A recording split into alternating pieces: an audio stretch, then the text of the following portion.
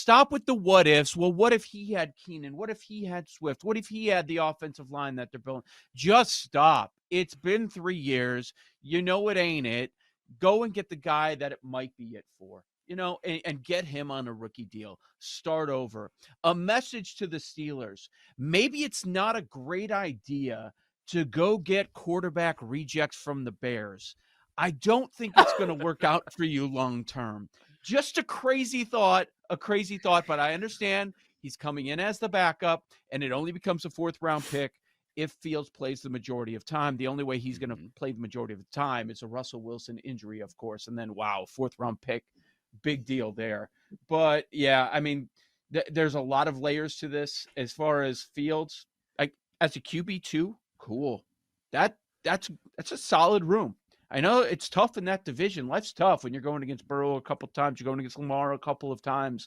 So do what you can. But I've found that to be very interesting, not only with the Steelers, but a lot of teams. They are attacking the backup quarterback market.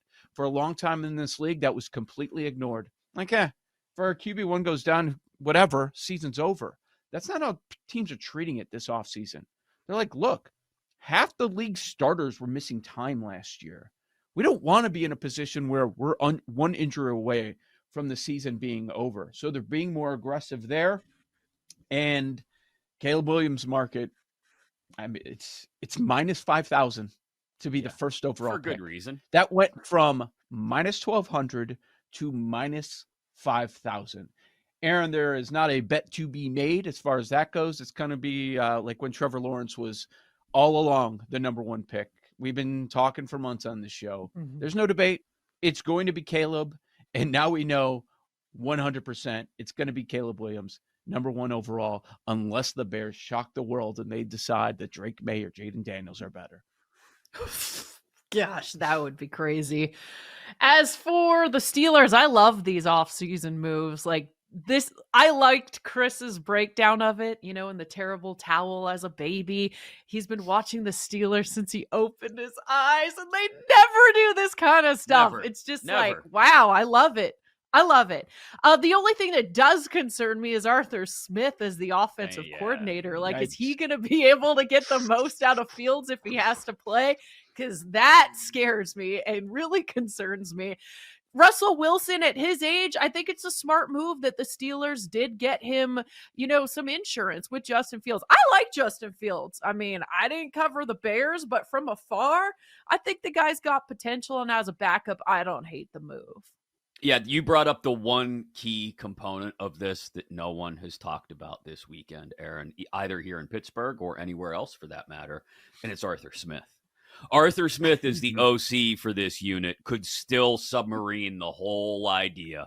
It would not surprise me in the least if by week 4, Russ is struggling because he doesn't like to use the middle of the field, and the Steelers are having trouble getting the run game going because, I don't know, maybe Arthur Smith forgets about one of his running backs again like he did in Atlanta last year, and all of a sudden the chants are coming to put it Justin, because that's never stopped the Heinz Field crowd before to chant for a backup quarterback. And then Fields comes in, perhaps thrust into things too early or too quickly. And if he struggles as well, then yeah, it's entirely possible this Steelers offense is no better than last year. But here's what I'll say, and why I still like it, Joe. They're trying. They're trying. Much like you evidenced with, hey, Fields truthers. We've seen it for a few years. It's not happening here. Same thing here in Pittsburgh. We've seen Pickett for a couple of years. You can tell me about the OC. You can tell me about whatever excuses you want to make. It's not happening. He's not the guy. So move on, especially if he doesn't want to try to be the guy. If you're afraid to compete with Russell flippin' Wilson, who's coming in off a pair of the worst years of his career, then you're not a starting quarterback in the NFL. Go back to Philly, South Jersey kid, and you go back there and you just stand there and hold a clipboard and watch Jalen work, okay? That's fine for you. That'll work. Kenny Pickett's not a starting quarterback in the NFL, and what I appreciate is Omar Khan, their GM, and the Steelers finally owned up to the mistake they made. Agree. And look, I'm not trying to defend Pickett, but I do understand one thing from his point of view. There was no competing for that job. people like, oh, you should compete, be a football player, be an athlete. You should compete. That's what they do. There was no competition. It's Russ. And based on the reports over the weekend, it's the same situation with Justin Fields. It's Russ. Now, what I find interesting, and we'll see, because Tomlin loves Fields, according to everybody who's talked to this guy on the record, loves him. off the record. So Good. I would think he would be more willing to make a move. Like, Arthur, we're making a switch. Like, that could happen.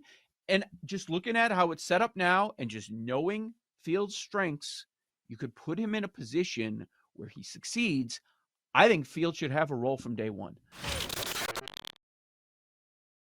Sure. I mean, it's a great question, right? Because, we had Miami make the Final Four last year. They didn't play any defense at all. And it was pretty jarring when they came back against Texas and won that regional final. So, look, these things are always going to be possible, right? It's also worth noting we just had the craziest championship week ever by all measurement. Like, very few one seeds won their conference tournaments.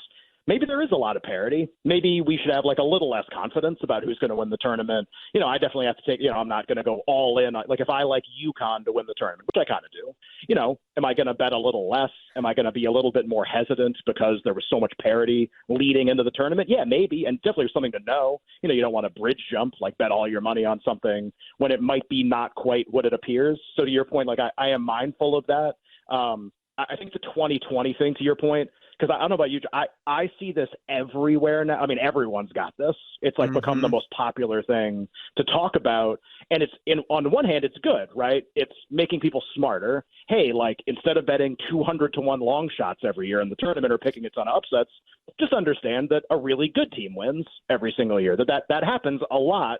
And just know that going in. So I'm totally cool with it for that reason. But here's the problem from a betting standpoint.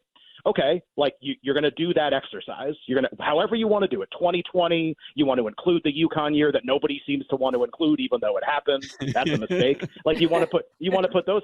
Yeah, because upsets never happen and crazy things never. Let's not plan for that when we're going to bet on anything. So but however you want to do it, whatever range you want to create for KenPom.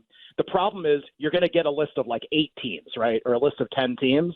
Okay, what did we just talk about with Aaron's question? Part of like finding a valuable bet is your opinion has to differ from the market. If you do the KenPom exercise and you get those 8 teams, guess who that is? The 8 favorites. So like there's no bets, like there's no magic awesome value when you do that. You still have all your work ahead of you in trying to figure out, okay, on those 8 teams, who do I like? Do I like UConn? Do I like Purdue? Do I like Houston? Do I like North Carolina? Like, who do I like?